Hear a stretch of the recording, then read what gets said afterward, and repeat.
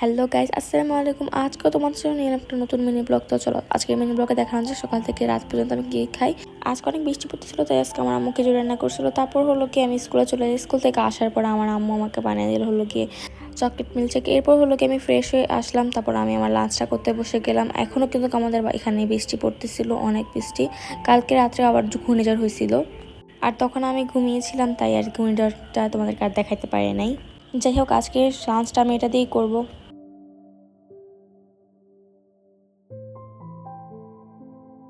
এরপর বিকেলবেলাও তো অনেকটা বৃষ্টি হলো। তারপর হলো গিয়ে আমি আমার আম্মুর সাথে গেলাম একটু হাঁটতে। তো দেখতেই পাচ্ছ একটা ছাদে আমি হাঁটতেছিলাম, আর কোন দিয়ে আকাশটা অনেকটা মেঘলা হয়েছিল। এরপর রাতে হলো গিয়ে আজকে আমি ডিনারে করব। আমার আম্মু গমের আর রুটি বানাইছিল, আর হলো কি এখানে নারকেল ছিল। এটা খেতে অনেক মজা হয়।